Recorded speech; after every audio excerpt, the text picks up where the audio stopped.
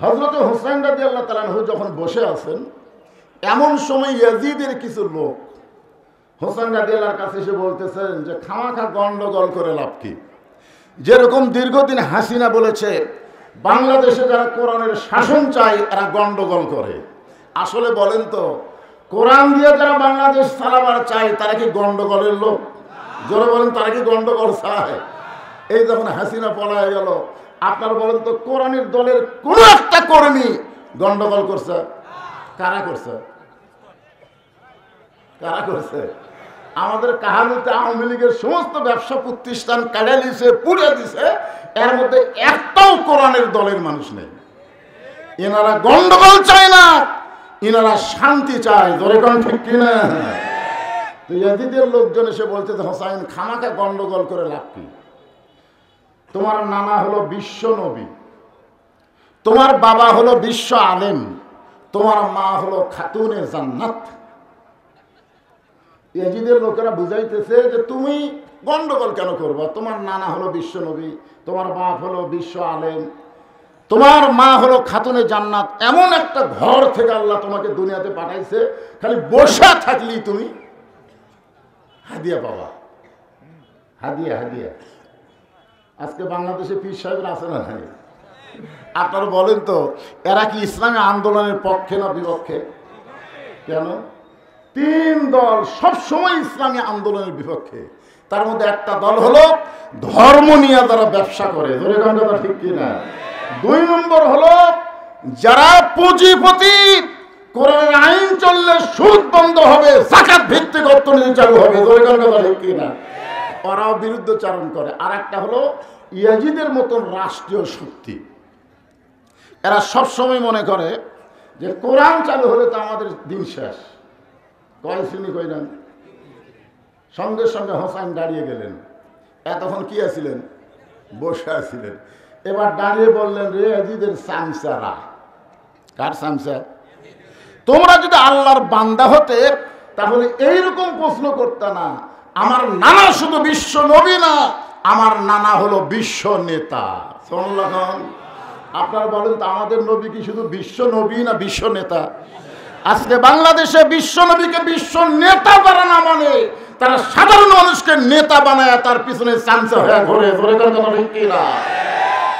আপনাকে এসপি হাবিব আরো বহু চামচা ছিল, ছিল কি ছিল না? আমাকে মাঝে মধ্যে মোবাইল করে বলতে, হুজুর শেরপুরে যদি ওয়াজ করবার চান আমাকে এমপির বিরুদ্ধে কিছু বলা যাবে না। আমি বললাম, তোদের এমপির বিরুদ্ধে একটা কথাও বলি না, আমি ইয়াজিদের বিরুদ্ধে বলি, ফেরাউনের বিরুদ্ধে বলি, আবু জেহেলের বিরুদ্ধে বলি, তোদের এমপির গাওয়াত লাগে কেন? জোরে কোন কথা ঠিক কিনা? আপনারা বলেন তো, আমি 15.5 বছরে ডাইরেক্ট কোনো ওয়াজ করছি? অ্যাঙ্গেলে। আমার ওয়াজ হলো অ্যাঙ্গেলে। কিন্তু 5ই আগস্টের পর অ্যাঙ্গেলের দিন শেষ, এখন ডাইরেক্টের বাংলাদেশ। জোরে কোন কথা ঠিক কিনা? আমার মতন বক্তা আর অ্যাঙ্গেলে কোনো ওয়াজ করবি না, যা আমার হবি ডাইরেক্ট। যদি পারো থানার ওসি এসে মাহফিল বন্ধ করে দাও, দেখি তোমার উরেত কত মোটা হচ্ছে। জোরে কোন কথা ঠিক কিনা? আসো আসো, এখন এসে পাহারা দেওয়া রাখবে, মাহফিল বন্ধ করার সাহস কারো থাকবে না। জোরে কোন ঠিক কিনা? হ্যাঁ, একটু মনোযোগ দেন। হোসেন রাদিয়াল্লাহু বললেন, রে ইয়াজিদের চামচারা, তোমরা যদি আল্লাহর বান্দা হতে তাহলে আমার বাবাকে শুধু বিশ্ব আলেম বলতে না, আমার বাবা হলো বিশ্ববীর। আপনারা বলতে হযরত আলী কি শুধু বিশ্ব আলেম? তিনি কি বিশ্ববীর? বাংলাদেশের যারাই বড় আলেম হবে তাদেরকে শুধু আলেম হয়ে থাকলে হবে না, বাতিলের বিরুদ্ধে হকের পক্ষে বীর হওয়া লাগবে। জোরে কথা ঠিক কিনা? যে বীর হয়েছে মামুনুল হক, যে বীর হয়েছে আমির হামজা, এদেরকে অন্যায় ভাবে ফ্যাসিস্ট সরকার জেলের মধ্যে বন্দি করে রাখছিল। জোরে কথা ঠিক কিনা? তাহলে আলেম হয়ে কিতাব মোতালা করবা? তুমি যতই শেরপুরের প্রিন্সিপাল হও, আল্লাহ তোমাকে ছাড়বে না যতক্ষণ বাতিলের বিরুদ্ধে বীরত্ব না দেখাবা। জোরে কথা ঠিক কিনা? 3 নম্বর কি? আমার মা শুধু খাতুনে জান্নাত না। তোমরা বললা যে আমার মা খাতুনে জান্নাত। আমার মা শুধু খাতুনে জান্নাত না, আমার মা হলো ফাতেমা তো জোহরা। এখানে আপনারা বলেন তো ইয়াজিদের চামচারা কিভাবে মাইনাস করছিল? যে তোমার নানা হলো বিশ্ব নবী, কি মাইনাস করছে? নেতা মাইনাস করছে।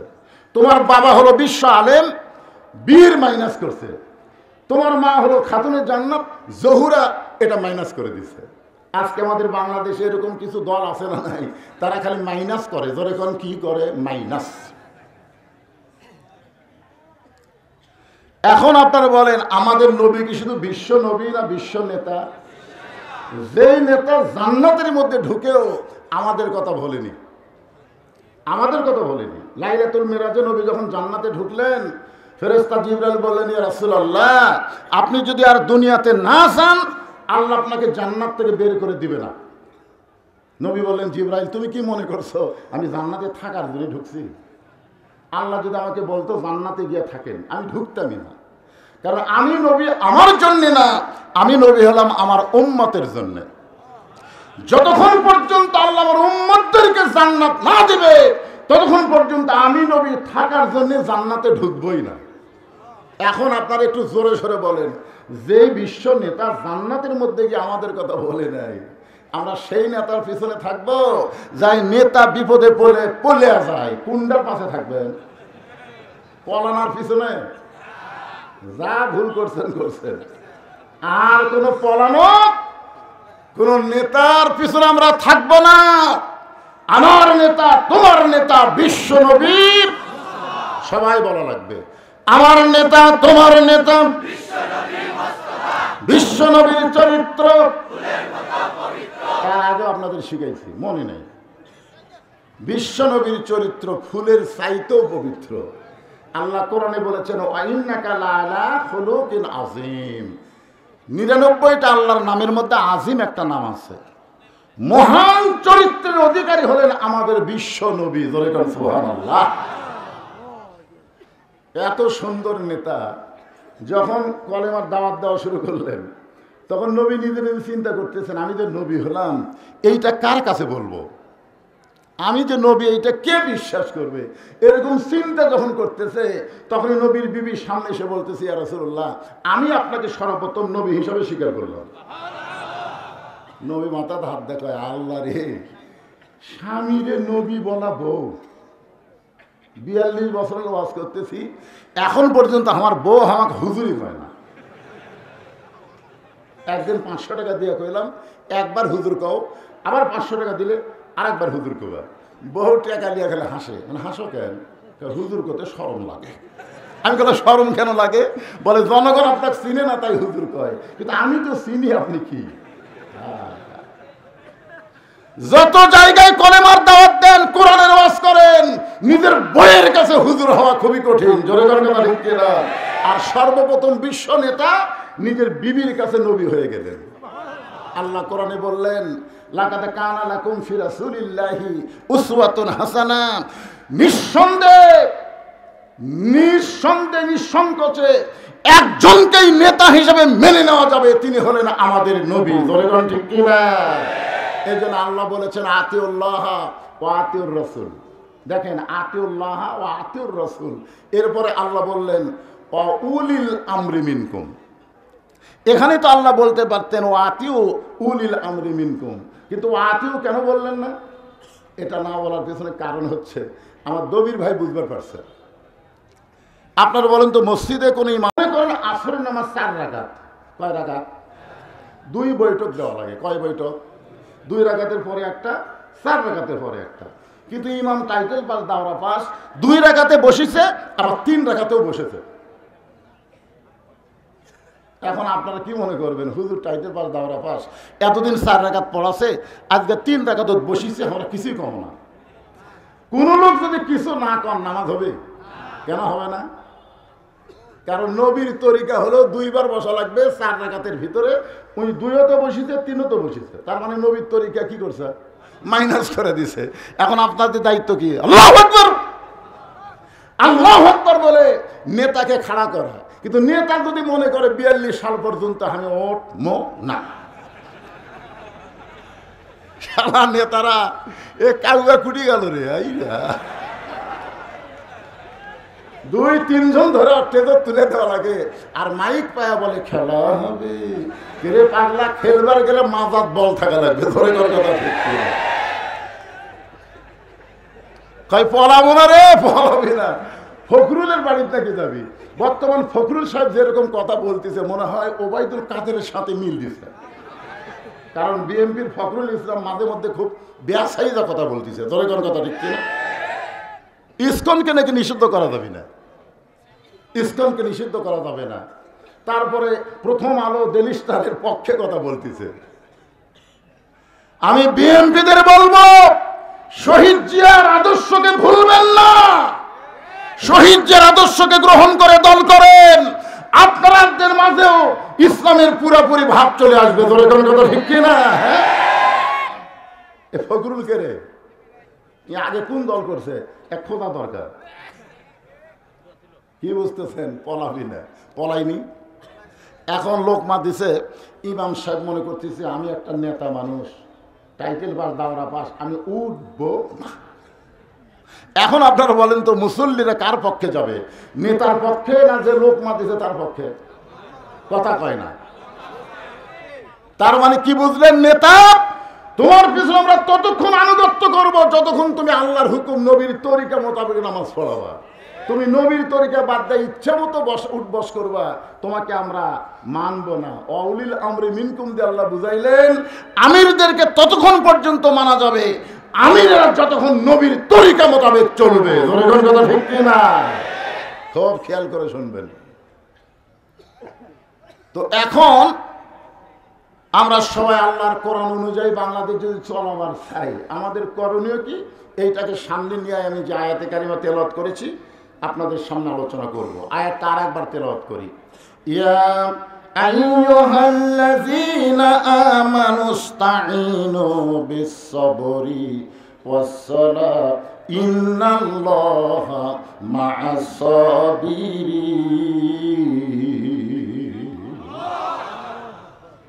আপনারা বলেন তো, কোরআন দিয়ে যখন বাংলাদেশ চালু হবে, যিনি বাংলাদেশের প্রধানমন্ত্রী হবেন তার 1 নম্বর দায়িত্ব কি? নামাজ পড়া না কায়েম করা? আল্লাহ কোরআনে বলতেছেন 4টা কাজ করা লাগবে, 4টার মধ্যে ওর 1 নম্বর আছে। আল্লাযীনা ইম্মাক্কান্নাহুম ফিল আরদ। মুসলমানের মধ্যে কাউকে যখন ক্ষমতার চেয়ারে দেওয়া হবে তার 1 নম্বর দায়িত্ব হলো আকামুস সালাত, নামাজ কায়েম করা। আচ্ছা, সরকার যদি নামাজ কায়েম করে তাহলে আমাদের ছেলেদের চরিত্র কেমন হবে? কয় ভোট দিবি? আপনার বলেন তো, যারা একলাই 10টা ভোট দিছে খুঁজলে দেখবেন ওই শালারা জুম্মার নামাজও পড়ে না। ধরে কথা দেখে, কারণ আল্লাহ কোরআনে বলতেছেন ইন্নাস সালাতা তানহানিল ফাহশাই ওয়াল মুনকার, একমাত্র নামাজই পারে মানুষকে যাবতীয় খারাপি থেকে, অশ্লীলতা থেকে বাঁচায় দিতে। ধরে কোন সুবহানাল্লাহ। তাহলে সরকারের দায়িত্ব কি? নামাজ কায়েম করা। আমাদের ছেলেগুলো যদি নামাজ ধরে, ওর কাছে যতই 4G 5G মোবাইল থাক, ওই অকাম করবি না। করবার গেলেই মনে হবে কেউ না দেখলেও তোমাকে আল্লাহ দেখতেছে রে। সুবহানাল্লাহ কর না গে। সেই নামাজকে নিয়ে আজকের আলোচনা হবে। আমার মা বোনের যারা পর্দার অন্তরে বসে আছেন, আপনারাও মনোযোগ দিয়ে শুনবেন।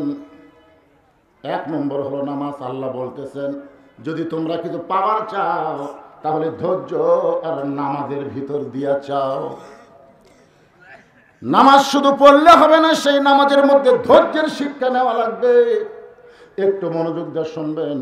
নবী যখন মক্কায় ছিলেন তখন নামাজ পাইছেন, কিন্তু নামাজ কায়েম করতে পারেন নাই। নবী কিন্তু নবুয়তের 10ম বৎসরে মেরাজ হয়েছে, ওই মেরাজের মধ্যেই নবী 5 ওয়াক্ত নামাজ পাইছেন। এই নামাজ পাওয়ার পর 3 বছর তিনি মক্কায় ছিলেন, কিন্তু নামাজ কায়েম করতে পারেন নাই। নামাজ কায়েম করার জন্য আল্লাহ তাআলা নবীকে হিজরত করে মদিনায় পাঠিয়ে দিলেন। মদিনায় যাওয়ার পরে নবী যখন মদিনাকে রাষ্ট্র ঘোষণা করলেন, নবী যখন প্রেসিডেন্ট হয়ে গেলেন, ওই সময় নামাজ কায়েম করলেন। সুবহানাল্লাহ বলেন না কেন? কারণ মক্কাত নামাজ পাশে নবী আসলো ইমাম, আর আবু জেহেল হচ্ছে নেতা। নবী দেখলো না রে, হুজুররা যতই ইমাম হোক আর আবু জেহেল মার্কা মানুষ যখন নেতৃত্বের আসনে থাকবে তখন নামাজ পড়া যাবে, কিন্তু নামাজ কায়েম করা যাবে না। নামাজ কায়েম করতে গেলে কি লাগবে? ইসলামের রাষ্ট্র লাগবে ভাই, কোরআনের রাষ্ট্র লাগবে। নবী নামাজ কায়েম করলেন, আসরের নামাজ। 5 ওয়াক্ত নামাজের মধ্যে একটা নামাজ হলো আসরের নামাজ। যেরকম কি নামাজ? আসরের নামাজ। হ্যাঁ, এই 5 ওয়াক্ত নামাজের মধ্যে আসরের নামাজের গুরুত্ব কিন্তু খুব ভালো। এই জন্য আসরকে বলা হয় সালাতুল ওস্তা। আসরের আগেও 2 ওয়াক্ত, আসরের পরেও 2 ওয়াক্ত। হযরত বেলাল আসরের আযান দিলেন। পৃথিবীর সর্বশ্রেষ্ঠ মুয়াজ্জিন হলো হযরত বেলাল। দুনিয়ার মুয়াজ্জিন আযান দেয়, সে আযান মুসল্লির কানে ঠিক মতো যায় না। আর হযরত বেলাল যখন আযান দেয়, ওই আযান আল্লাহর আরশ পর্যন্ত পৌঁছে যায়। আপনারা বলেন তো, সব মুয়াজ্জিনের চাইতে বেলালের আযানের গুরুত্ব কেন বেশি?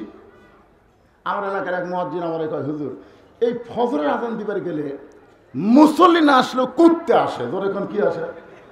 যে আসান শুরু করি, এই কুত্তারা যে কুত থাকে দৌড়ে সেখানে মসজিদের জানলার কাছে পাও তুলে করে। তো হুজুর এই কুত্তাগুলো আমার আজানের লোকমা দেয় কেন? মানে আমি আজান দিবার ছেলে মাইকও তো এই কুত্তার শব্দ যায়। আমি আমাকে বললো, হুজুর এমন কোনো দোয়া আছে যে দোয়া দেওয়া কুত্তে আসবে না? আমি বললাম, মুয়াজ্জিন সাহেব কুত্তে আসবে না, একটা দোয়া আছে। বলে, হুজুর সেই দোয়াটা কি? আমি বললাম, আপনার ছেলে মেয়ে আছে? তাই হ্যাঁ। ওরা কি নামাজ পড়ে? না হুজুর, আমি তো নামাজের আযান দিবার যাই, মাস গেলে 5,000 টাকার আশায়, কিন্তু আমার ছেলেরা তো কম্বল ছাড়ে না হুজুর। আমি বললাম, এই জন্যই কুত্তা লোকমা দিছে যে ওই ব্যক্তির চাইতে উত্তম কোনো ব্যক্তি নাই। আল্লাহ কোরআন শরীফের মধ্যে বলেছেন, আমান আহসানু কওলাম মিম্মান দা ইলাল্লাহ ওয়া আমিলা সালিহান ওয়া ক্বালা ইন্নানী মিনাল মুসলিমিন। ওই ব্যক্তির চাইতে উত্তম কোনো ব্যক্তি নাই যে ব্যক্তি মানুষকে আজান দেয়, আল্লাহ রাস্তায় ডাকে। সে শুধু ডাকে না, নিজে নেক আমল করে এবং সে যে মুসলমান আত্মসমর্পণকারী এইটা পরিচয় দেয়। ধরে কেন সুবহানাল্লাহ। আপনি কি জানেন না, কো আনফুসাকুম আহলিকুম নারা, জাহান্নামের আগুন থেকে বাঁচতে গেলে একলা বাঁচলে হবে না, আহালদের নিয়ে বাঁচা লাগবে। এই জন্য কুত্তে বুঝবার পারছে, এই কারণেই লোকমা দেয়। আপনারা বলেন তো, হযরত বেলাল কি সেই রকম মুয়াজ্জিন নাকি? এই ধরে কারণ সেই রকম মুয়াজ্জিন, আল্লাহর আরশ পর্যন্ত তার আযানের ধ্বনি আল্লাহ পৌঁছায় দেয়। সেই বেলাল আসরের আযান দিয়েছে, চারিদিক থেকে সাহাবীরা পঙ্গপালের মতো মসজিদ নববীর মধ্যে ঢুকে গেছে। যখন নামাজের সময় হয়েছে, আল্লাহর নবী মেহরাবের মধ্যে ঢুকেছে। হযরত বেলাল নামাজের আকামত শুরু করলেন। ইমাম যখন মেহরাবের মধ্যে ঢুকবে, তখন মুয়াজ্জিন আকামত দেবে। কতকামাতি সালাম না বলা পর্যন্ত ইমাম কেবলামুখী হওয়ার পারবে না। আমার কথাটা দিয়ে খেয়াল করবেন, ইমাম মানে কি শুধু মসজিদের ইমাম না, ইমাম মানে হচ্ছে নেতা। এখন ইমামকে দেখা লাগবে যে আওয়ামী লীগেরা কি সামনে কাতার করতেছে, বিএনপি কি 2 নম্বরের দাঁড়াচ্ছে, জাতীয় পার্টি 3 নম্বর কাতারে, আর যুদ্ধ অপরাধী জামাত হলো 4 নম্বর। ইমাম মানে কি? কথা কান, ইমাম মানে কি? দেখা যাচ্ছে একটা কালো মানুষের কাছে একটা ফর্সা মানুষ দাঁড়াবার চাচ্ছে না, একটা গরিবের কাছে একটা ধনী দাঁড়াবার চাচ্ছে না। আল্লাহ রাসূল বলেছে, আবু বকর তোমার কাছে বেলালকে দাঁড়ানোর সুযোগ দাও, ওসমান তোমার কাছে আম্মারকে দাঁড় করাও। ধরে কেন সুবহানাল্লাহ।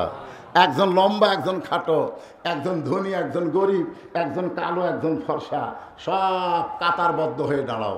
যতক্ষণ কাতার সোজা না হয়েছে ততক্ষণ নবী কেবলামুখী হয়নি। হযরত বেলাল যখন আকামত শুরু করলেন, এমন সময় নবী দেখলেন সামনে কাতারে একজন সাহাবী বসে আছেন, একজন সাহাবী বসে আছেন। আল্লাহ নবীর সঙ্গে সঙ্গে কোরআন থেকে তেলাওয়াত করলেন, কুমু লিল্লাহি কানিতিন। আয়াতের বাংলা অর্থ কি জানেন? আপনারা কোরআন শরীফ তেলাওয়াত শুনলে কিছুই কর না কেন? আল্লাহু আকবার কর না আপনারা? আপনারা কোন দলের মানুষ বলেন? বাংলাদেশে 2টা বড় দলে সহজ আল্লাহু আকবার কয় না, একটা হলো আওয়ামী লীগ, একটা হলো বিএনপি। আপনার কি এই 2 দলের লোক? দেখবেন এদের মিছিল মিটিংয়ের মধ্যে আল্লাহু আকবার আছে, কথা কর না কেন আছে? অথচ মুসলমান হিসেবে জানা দরকার, যখনই জন্ম নিয়েছেন আপনার ডান কান্দে আজান, বাম কান্দে আকামত। যখন আপনি মারা যাবেন, আপনার লাশ সামনে নিয়ে ইমাম সাহেব আল্লাহু আকবার বলে নিয়ত বানবে। জোরে কোন ঠিক কিনা? তা আমরা তো আল্লাহু আকবারেরই দল।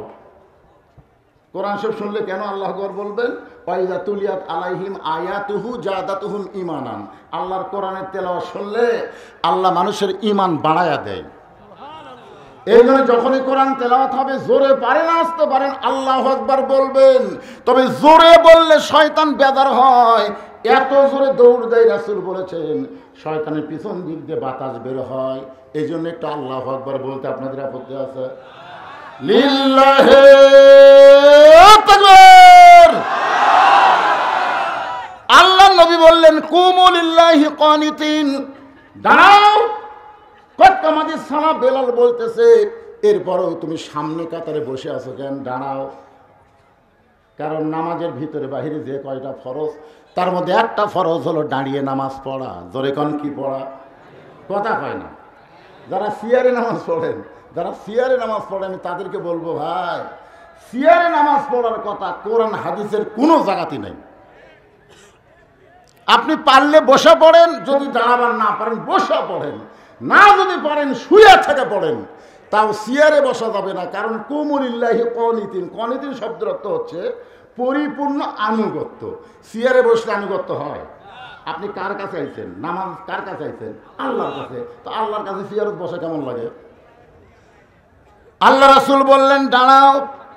সাহেব বললেন ইয়া রাসূলুল্লাহ, হযরত বেলাল যখন আকামত শুরু করেছে এমন সময় আমি দাঁড়াবার চাই, কিন্তু আমার দেহে এত দুর্বল হয়ে গেছে, আজকে 3 দিন হয়ে গেল আমার দেহের মধ্যে কোনো খাবার পড়ে নাই। এই না খাওয়ার কারণে আমি এত দুর্বল হয়ে গেছি ইয়া রাসূলুল্লাহ, আমি দাঁড়াবার চাই কিন্তু দাঁড়াবার পারতেছি না। সঙ্গে সঙ্গে আল্লাহ নবী বললেন ওসমান। নবী যখন মদিনার রাষ্ট্রপতি ছিলেন ওই সময় নবীর কয়েকটা মন্ত্রী ছিল। ধর্মমন্ত্রীর নাম হলো আবু বকর। জোরে কোন ধর্মমন্ত্রীর নাম কি? সবাই একটু হোহা করেন। ধর্মমন্ত্রীর নাম কি?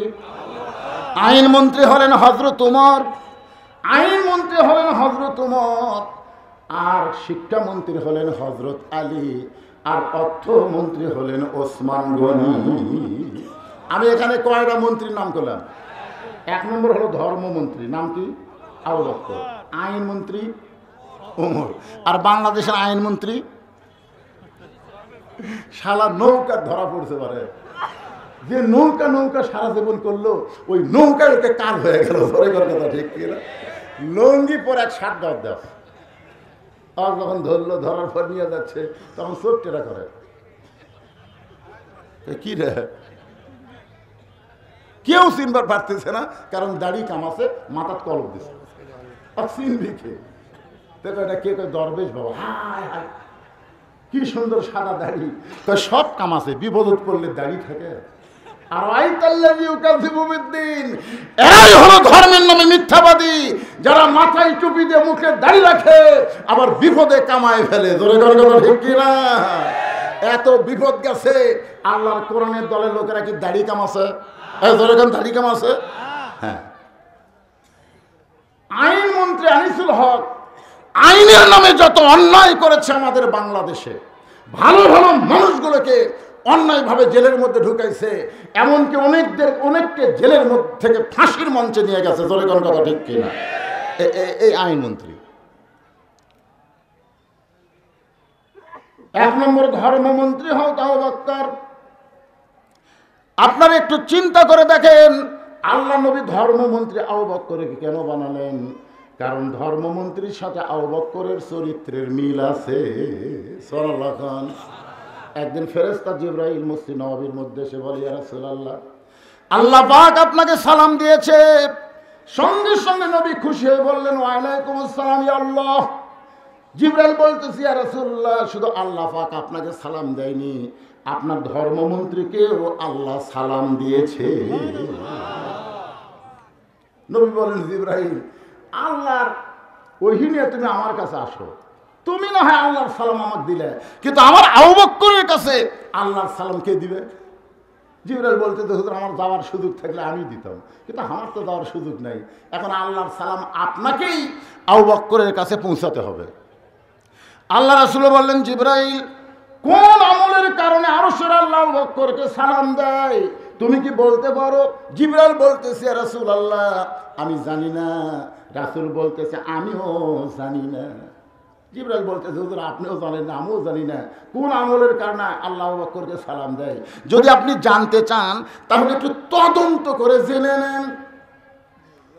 দুনিয়ার সবাই যখন ঘুমায় গেছে, এমন সময় আল্লাহ নবী আবু বকরকে কেন আল্লাহ সালাম দিছে এইটা তদন্ত করার জন্য চুপি চুপি আবু বকরের বাড়ির কাছে গিয়ে দেখে ঘরের ভিতর থেকে ছোট বাচ্চার মতন ফোঁপায় ফোঁপায় কাঁদতেছে।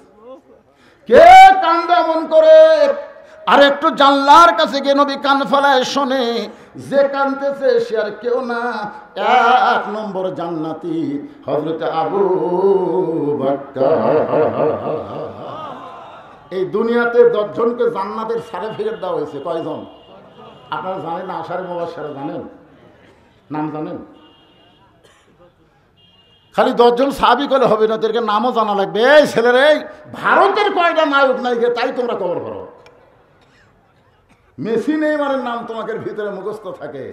আর আশারে মুবাশশারা ইমাম মালিক বলেছেন এই 10 জন সাহাবীর নাম সবসময় যারা মুখস্থ বলতে পারবে, ওই ব্যক্তিরা যখন মৃত্যুর বিছানায় দুর্বল হয়ে পড়বে, এই 10টা সাহাবীর রুহানি তাওয়াজ্জু আল্লাহ তার প্রতি নাজিল করে ইমানের কালেমা তার মুখে আল্লাহ জারি করে দিবে। কয়জন? নাম কোন? 1 নম্বর আবু বকর, 2 নম্বর ওমর, 3 নম্বর ওসমান, 4 নম্বর আলী, 5 নম্বর আব্দুর রহমান ইবনে আওফ, 6 নম্বর হলো জুবাইর, 7 নম্বর তালহা, 8 নম্বর সাদ ইবনে আবি ওয়াক্কাস, 9 নম্বর হলো আবু সাঈদ, আর 10 নম্বর হলো উবাদা ইবনে জাররাহ। আল্লাহ রাসূল বলেছেন আমার সমস্ত উম্মতের নেকি যদি এক পাল্লায় দেওয়া হয়, আর আবু বকরের 1 রাতের নেকি যদি অন্য পাল্লায় দেওয়া হয়, সমস্ত উম্মতের নেকির চাইতে আবু বকরের নেকির ওজন বেশি হবে। সেই মানুষ কাঁদতেছে। আশ্চর্য! কে সবাই ঘুম পাড়ে, আমার আবু বকর এমন করে কান্দে কেন? নবী কিছুই বললেন না। ফজরের নামাজ পর সালাম ফিরাই নবী সাহাবীর দিকে মুখ ঘুরালেন। নবী মুখ ঘুরাই দেখে আবু বকরের চোখ দুইটা রক্তের মতন লাল। রাসূল বলে, আবু বকর তোমার সঙ্গে আমার গোপন কিছু গল্প আছে। যেই মাত্র রাসূল বলেছেন তোমার সঙ্গে আমার গোপন কিছু গল্প আছে, সমস্ত সাহাবীরা মসজিদ থেকে বের হয়ে যাচ্ছে। জোরে কোন সুবহানাল্লাহ। যেই বলছে তোমার সঙ্গে আমার গোপন কিছু গল্প আছে, সাহাবীরা বুঝতেছে যে আমরা থাকলে তো আর গোপন গল্প হবে না। এই জন্য সব সাহাবী মসজিদ থেকে বের হয়ে যাচ্ছে। নেতা কারে কয় চিন্তা করেন। এখন যদি ইমাম সাহেব বলে, মুয়াজ্জিন সাহেব তোমার সঙ্গে আমার গোপন কিছু গল্প আছে, তখন মুসল্লিরা বলবে, হুজুর তাহলে মুয়াজ্জিনকে নিয়ে আপনি বেড়া যান, আপনি বেড়া যান। কারণ বেতন দিয়ে ইমাম থসে তো নেতাগিরি মানে না। জোরে কোন কথা ঠিক কি না? এখনকার কত ইমাম মসজিদের মুতল্লির চামচা হচ্ছে। একটু মনোযোগ দেন। যেই মাত্র নবী বলেছেন আবু বকর তোমার সঙ্গে আমার গোপন কিছু গল্প আছে, সঙ্গে সঙ্গে সমস্ত সাহাবীরা বাহিরে চলে গেছে। আল্লাহ নবী বলেন, আবু বকর তুমি কি বলতে পারো এমন কি আমল করেছো যে আমল করার কারণে আরশের আল্লাহ তোমাকে সালাম দেয়? যেই কইছে আবু বকর ঠাস করে পড়ে গেছে। রাসূল বলতেছে আরশের আল্লাহ তোমাকে সালাম দেয়। এই কথা শোনার পরে তুমি খুশি হবা, এমন করে কাঁদতে কাঁদতে পড়ে গেলে। আবু বকর বলে, হুজুর আমি জানি না হুজুর, এই অধমের এমন কি আমল যে আমলের কারণে আল্লাহ আমাকে সালাম দিল, আমি তো জানি না হুজুর। আজকে আমাদেরকে এমপি সালাম দেয়, এই প্রধানমন্ত্রী হাসিনা মাঝে মধ্যে সালাম দেয় না। একদিন একটা নম্বর থেকে আমাকে সালাম দিল, আমি প্রধানমন্ত্রী আপনাকে সালাম দিচ্ছি। আমি কেবল আলাইকুম সালাম, আমারটা শোনে না, খালি কই যায়। কি খুশি রে, প্রধানমন্ত্রী আমাকে সালাম দিয়েছে, আল্লাহ সালাম দিয়েছে। এইটা শোনার পর আবু বকর যখন পড়ে যায়, এমন সময় নবী আবু বকরের কপালে চুমা দিয়ে বলে, আবু বকর আমার কাছে গোপন করো না বাজান, এমন কি আমল করো যে আমল করার কারণে আরশের আল্লাহ তোমাকে সালাম দেয়? আবু বকর বলে, রাসূলুল্লাহ আপনি যখন জানতে চান তাহলে শোনেন। সবাই যখন ঘুমায় যায়, তাহাজ্জুদের নামাজের সময় আমি চেতন পাই। আমি তাহাজ্জুদের নামাজ আদায় করে ফজরের নামাজের একটু সময় বাকি থাকে, ওই সময়ের ভিতরে আমি আল্লাহর মুরাকাবায় যখন নিজকে ডুবাই দিলাম, এমন সময় সময় কে যেন বলতেছে আজকে হাসরের ময়দানে সবাই জাহান্নামে যাবে, সবাই জান্নাতে যাবে, শুধু একজন ব্যক্তি যাবে জাহান্নামে। আজকে হাসরের ময়দানে সবাই জান্নাতে যাবে, শুধু একজন ব্যক্তি যাবে জাহান্নামে।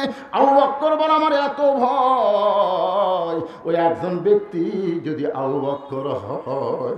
সঙ্গে সঙ্গে নবী আবু বকরকে বুকের মধ্যে নিয়ে বলতেছে ইন্না আকরামাকুম ইনদাল্লাহি আতকাকুম, যার কলিজার মধ্যে আল্লাহর যত বেশি ভয় তার জন্য আরশের আল্লাহর সালাম হয়। এখন বলেন ধর্মমন্ত্রী হিসেবে আবু বকর কেমন? নামই ঠিক আছে তো। আইনমন্ত্রী হিসেবে হযরত উমর কেমন? ভালো। দেখুন কেমন আইন তার মধ্যে, লম্বা জুব্বা করে খুতবা দিচ্ছে, অর্ধ পৃথিবীর খলিফা। আইন কারে একটু দেখেন। মাঝখান থেকে এক সাহাবী দাঁড়িয়ে বলতেছে আমিরুল মুমিনিন আমাকে খাটো পাঞ্জাবি দিয়ে আপনি লম্বা জুব্বা করে খুতবা দেন, যতক্ষণ পর্যন্ত আপনার লম্বা জুব্বার ওয়াজ না করবেন আপনার কোনো ওয়াজ আমরা শুনবো না, কোনো খুতবাই শুনবো না। ওমর ফারুকের চোখ দিয়ে দর দর করে পানি পড়তেছে। এমন সময় আব্দুল্লাহ ইবনে ওমর, ওমর ফারুকের সন্তান, বাবার পাশে দাঁড়ায় বলে রে নবীর সাহাবীরা, আমার বাবার লম্বা জুব্বা দেখে তোমরা বাবার খুতবা শুনবা না? তোমরা কি জানো আমার বাবার জুব্বা লম্বা হওয়ার কারণ কি? তোমরা লক্ষ্য করে দেখো, খাটো পাঞ্জাবি হলেও তোমরা নতুন কাপড় পরে আইছো, কিন্তু আমার পরে নতুন কোনো কাপড় নাই। ওসমান গনি বলে আব্দুল্লাহ আজকে জুমার দিনে সবাই নতুন কাপড় পরেছে, তুমি কেন নতুন কাপড় পরো নাই? আব্দুল্লাহ বলতেছে ওই আইনের মানুষটাকে জিজ্ঞাসা করো, এই আইনের মানুষটাকে জিজ্ঞাসা করো। সবাই যখন ঘুমিয়ে গেছে ওই মানুষটা আমার দরজায় গিয়ে বলে আব্দুল্লাহ, আব্দুল্লাহ দরজা খোল। আমি দরজা খুলে দেখি বাবার হাতে একটা পাঞ্জাবি। আমি খুশি হয়ে বললাম বাবা একটা পাঞ্জাবি বাইতুল মাল থেকে আমারে দিছে, আর একটা গভীর রাত্রি দিবার আইছেন।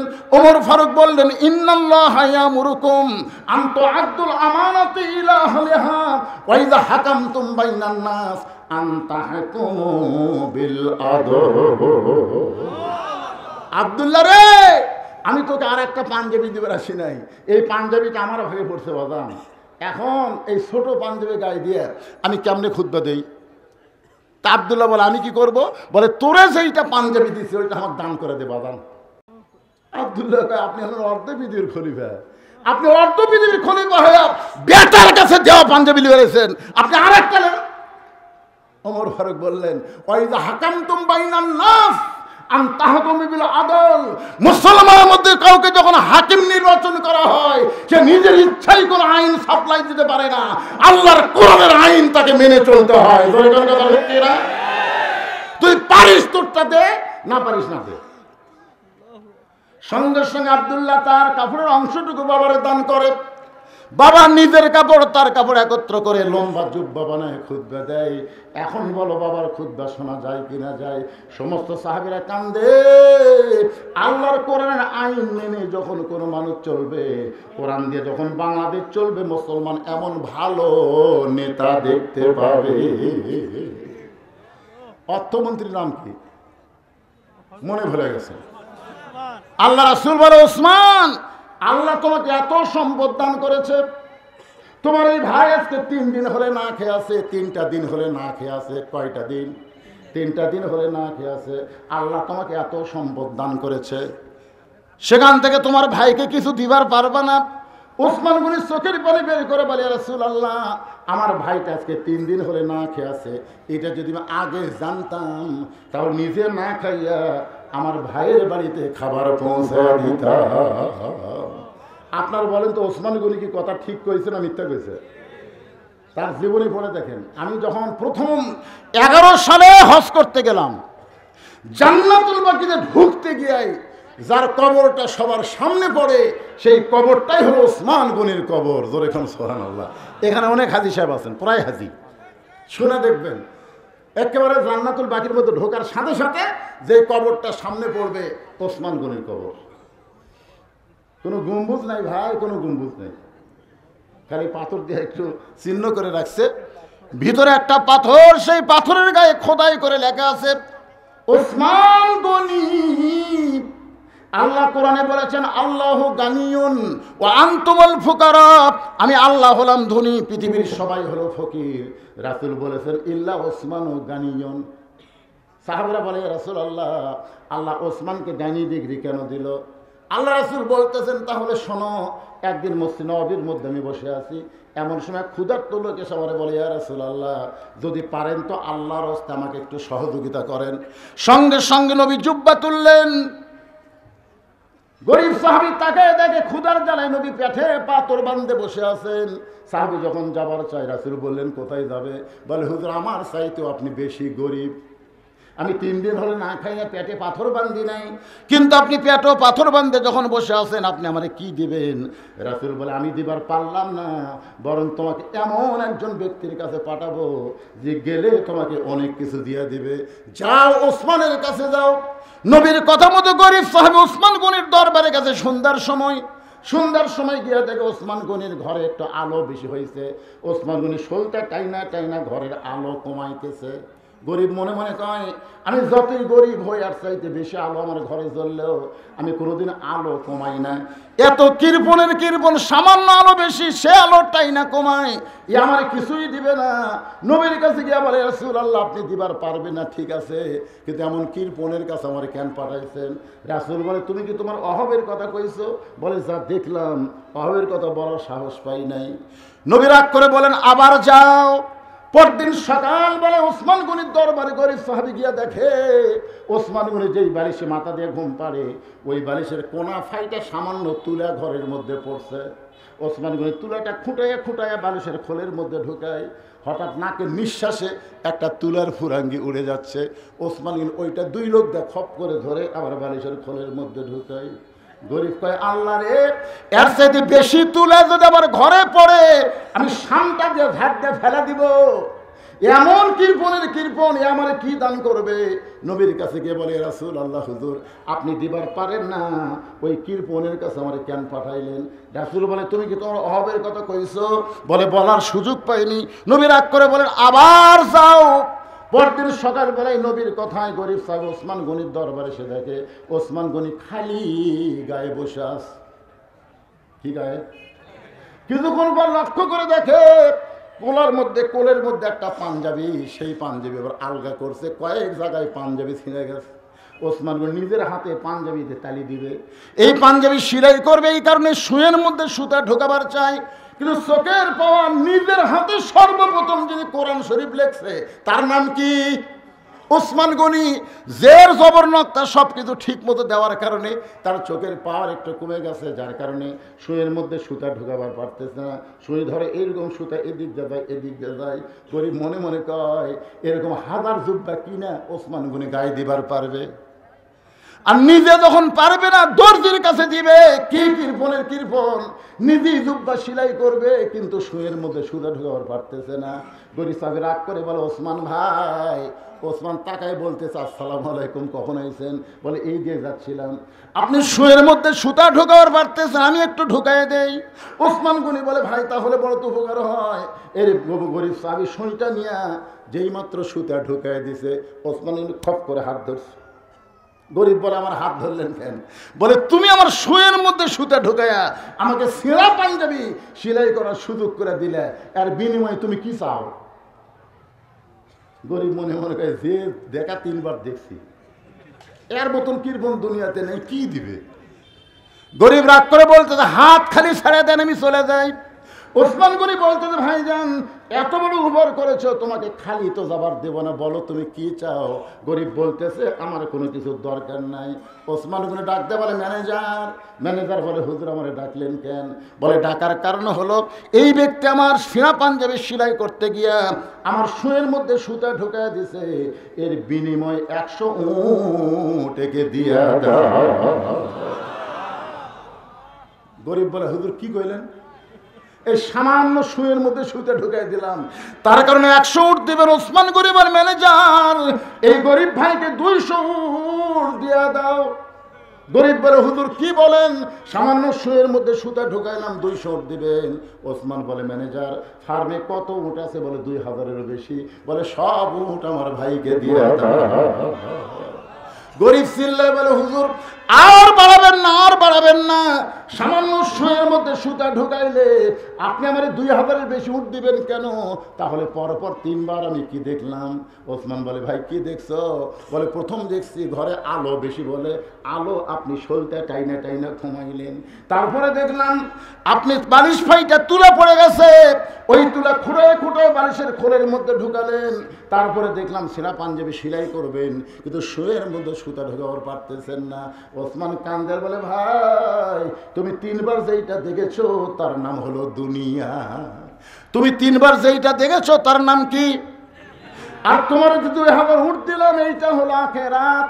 কারণ দুনিয়ার আলোর ওসমানের দরকার নাই, দুনিয়ার ভালো বালিশের দরকার ওসমানের নাই, এই দুনিয়ার ভালো জুব্বার দরকার ওসমানের নাই। ওসমান হলো আখিরাতের কাঙ্গাল। তোমাকে 2000 উঠ দিয়া ওসমান আখিরাতে পাবার আশা। ধরে বলেন না সুবহানাল্লাহ। এখন বলেন, অর্থমন্ত্রী হিসাবে হযরত ওসমান কেমন ছিলেন? জোরে বলেন। নবী ডাকলেন, ওসমান তোমার ভাই আজকে 3 দিন হলে না খেয়ে আছে, এত সম্পদ আল্লাহ তোমাকে দান করেছে, সেখান থেকে তোমার ভাইকে তুমি কিছু দিয়া দাও। ওসমান বলে, হুজুর আমার কোনো আপত্তি নাই, এমন দেওয়া দিব আর যেন কোনোদিন না খেয়ে থাকা না লাগে। ধরে কর না সুবহানাল্লাহ। নবী খুশি হয়ে বলেন, এই আজকের দিনে বসে থাকে নামাজ পড়ো, আজকে বসে থাকে নামাজ পড়ো। নামাজ শেষ হলে ওসমানের বাড়ি যাবে, এমন দেওয়া দিবে আর না খেয়ে থাকা লাগবে না। সঙ্গে সঙ্গে গরিব সাহাবী ছোট বাচ্চার মতন কাঁদতেছে। আল্লাহ রাসূল বলে, নামাজ শেষ করে ওসমানের বাড়ি যাওয়ার কথা শুনে কান্দো কেন? বলে, ইয়া রাসূলুল্লাহ আস্তাইনু বিস-সাবরি ওয়াস-সালাহ ইন্নাল্লাহা মা'আস-সাবিরিন। নামাজ পড়তে পড়তে আমার ঈমান এমন পর্যায়ে গেছে, ইয়্যাকা না'বুদু ওয়া ইয়্যাকা নাস্তাইন, যদি সাহায্য লাগে একমাত্র কার কাছে যাব? দরকার হলে না খাইয়ে মরে যাব, কিন্তু যতক্ষণ আমার ঈমান বলবে আল্লাহ দিবার পারবে, ততক্ষণ আমি আল্লাহ ছাড়া ওসমানের কাছে যাব না। কথাটা খেয়াল করছেন? যতক্ষণ আমার ঈমান বলবে যে আল্লাহ হামাক দিবে। আপনাকে ঈমান কি কয়? ভারত যদি আমাদের পারমাণবিক বোমা মারে, যে কিছুদিন হলে ভারতের কয়েকটা পাতি নেতা চিল্লাচিল্লি করতেছে, আজকে আবার ফেসবুকে দেখলাম ওরা নাকি বর্ডারের দিকে গাড়ি নিয়ে আসতেছে অস্ত্র নিয়ে। দেখেন আজকে, আপনার তো মুরব্বী মানুষ, ছেলে ফেলে যারা, তারা মাঝে মাঝে ফেসবুকে দেখে। আজকে দেখলাম যারা শত শত গাড়ি বাংলাদেশের বর্ডারের কাছে আসতেছে, ওই হাসিনাকে রক্ষা করার জন্য গোটা বাংলাদেশটাকে এরা শেষ করে দিবি, জয় শ্রীরাম করছে আর সামনের দিকে আসতেছে। আমি কইলাম, মালওয়ানের যা তোরকে পাওয়ার দেখি আমি নিজের চোখে দেখছি। আমি কাজীপুর পৌর সর্বতে গাড়ি থিয়া নদীর ওই পারে আমার মাঝনা বাড়ি মাহফিল। আমাকে বললো, হুজুর গাড়ি তো আপনার ওখানে যাবে না, নৌকা যাওয়া লাগবে।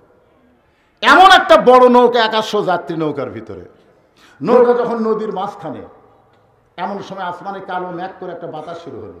যেই বাতাস শুরু হলো, ওই নৌকার মধ্যে 2টা হিন্দু ছিল। ধরে কেন কি ছিল? ওই 2টা হিন্দু আমার কাছে আসলো। আজকে হুজুর আসমানে কালো মেঘ করে যে বাতাস শুরু হচ্ছে, কিছু করেন? আমি বললাম, কি করবো ভাই? বলে, হুজুর আজান দেন। আমি বললাম, কে রে ভগবানের জাত, তোরা মুসলমান আজান কেমনি বুঝিস? হুজুর আমাদের বাড়ি হলো মুসলমান এলাকার, এরকম বিপদ যখন আসে আমরা ভগবান ভগবান করে মুখের ফ্যানটা তুলি, কাম হয় না। কিন্তু ওই মসজিদের মুয়াজ্জিন একবার আজান দিলে কমে যায়, 2 বার দিলে ভালো হয়। হুজুর আজান দেন হুজুর। হুজুরকে ভগবান, ঠিক আর হুজুর, ভগবান কোনোদিন সব জায়গাত, ভগবান জাগাত, আর মুসলমানের আল্লাহ হলো সব জায়গাত। ধরে গেলাম, ঠিক কিনা? তোরা ভগবানের জায়গা ছেড়ে আল্লাহর জায়গাতে আসলে ফেরত যাওয়ার পারবো? খালি আসিয়া দেখ, খালি আসিয়া দেখ। সিলেটের শাহজালাল গৌর গোবিন্দকে যেইভাবে তাড়াইছে, আশা করা যায় বেশি বকওয়াস করলে ভারতেও মুসলমান, বাংলাদেশেও মুসলমান, পাকিস্তানেও মুসলমান, সব মুসলমান একত্র হয়ে পৃথিবীর মানচিত্রে কোনো মালওয়ান থাকবে না। বলে কোনো কথা নেই কিনা? তোদের গোষ্ঠী লিল্লাহে তাকবীর, তোদের গোষ্ঠীর নাম হলো নমরুদ। জোরে কোন নাম কি? নমরুদ। খালি বারবার বলে, ইব্রাহিম যে আগুন জ্বলাছি রে, যে আগুন জ্বলাছি, খালি একবার তাকে দেখতো, তুই পড়া মাত্রই ছাই রে। ইব্রাহিম নবী একবারও তাকায় না। আল্লাহ কয় ইব্রাহিম এতবার নমরুদ তাকাবার কয় তুই একবারও তাকাস না কেন? ইব্রাহিম বলতেছে হাসবি আল্লাহ নিমাল ওয়াকিল ওয়া নিমাল মাওলা ওয়া নিমান নাসির। আল্লাহ আমি তোমার দিকে তাকিয়ে আছি, আমি তোমার দিকে তাকিয়ে আছি আল্লাহ, আমি আগুনের দিকে তাকানোর টাইম পাচ্ছি না। আল্লাহ কয় এতবার যখন বলতেছি একবার তাকা। ইয়ানজুরু বিনূরিল্লাহ, সুবহানাল্লাহ বলেন। ইমানের নূরের চোখে ইব্রাহিম নবী তাকায় দেখে আগুনের চুলাকে আল্লাহ তাআলা শান্তির বাগান বানায়া দিছে। তো ভারতের হিন্দুরা যখন আমাকে পারমাণবিক বোমা মারবি মনে করেন মারলো, বিমানের থেকে মারলো, বাংলাদেশে পড়ে মিষ্টি তরমুজ হয়ে গেল। আচ্ছা আমাদের জাতির পিতার জন্য যদি আগুনের সেই লেলিহান শিকাকে শান্তির বাগান আল্লাহ বানাবার পারে, তাহলে মালওয়ানের বাচ্চাদের পারমাণবিক বোমাকে আল্লাহ তরমুজ বানাতে পারবি না? মানে মাটির যেই পড়েছে তরমুজ, বোমা পড়ে তরমুজ হলো। আমাকে অনেক সন্তানেরা তরমুজ খাবার পাচ্ছে না, বাড়ির থেকে বটি চাকু নিয়ে যায় কাটতিছে আর খাচ্ছে, কাটতিছে আর খাচ্ছে। দূর থেকে দূরবীন যন্ত্র দিয়ে অনুবীক্ষণ দিয়ে দেখতে কে রে হামরা মান্য বোমা, এরা কাটিয়ে খায়। আরে ভগবানের জাত, এরা হলো আল্লাহর দল। কথা ঠিক কিনা? আসে দেখ, আমি কইছি কমেন্টে তোমরা বর্ডার খুলে দাও, বর্ডার খুলে দাও, খালি ঢুকুক। শাহজালাল ইয়ামিনের বংশধরকে দেখে দেখ, ধরে কোন কথা ঠিক কিনা?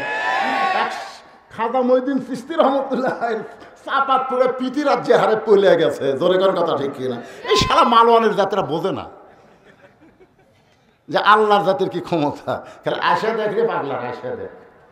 কি মনে করতেছেন জীবন দিব, কিন্তু মালওয়ানের কাছে আমরা ঈমান দিব না, ধরে কোন কথা ঠিক কিনা? মরে গেলে সে মরে না। আবু সাইদ মারা গেছে, আপনার বলেন তো মরছে? মরেনি। আমার এক চাচাতো ভাই ছেলে হয়েছে, আমার কয় ভাই যান আপনি হুজুর মানুষ, একটা ভালো নাম রাখেন তো, আমার ছেলের নাম ভালো। আমি বললাম তোমার ছেলের নাম রাখো আবু সাইদ। যেই কোছে আবু সাইদ কি খুশি, ভাই আমার মনই নাই। আমার ভাই ছেলের নাম তো আবু সাইদ। আমার পাড়াতে আরো 3টা ছেলে জন্মিছে, সবার নাম তো আবু সাইদ। আমি বাড়ি বাড়ি চেক করলাম, কেড়ে পাগলা আরো আছে তো, মুগ্ধ আছে, ইয়ামিন আছে, ওই নাম তো না হুজুর আবু সাইদই থুই। যে কয়টা ছেলে জন্মিচ্ছে সবগুলোর নাম হচ্ছে আবু সাইদ। আমার এক খালা তো খালার তার মেয়ের আবার একটা মেয়ে হয়েছে। আমার কয় বাবা তুমি তো আলেম মানুষ, একটা মেয়ের ভালো নাম বলো তো। আমি বললাম খালা একটা ভালো নাম আছে হাসিনা। সেই কথা হাসিনা। খালাকে তুই আলেম না জানেন না, আমি তোকে বললাম একটা ভালো নাম তো, আর তুই হাসিনা কস। এই তুই জানিস না হাসিনা একটা খুনি?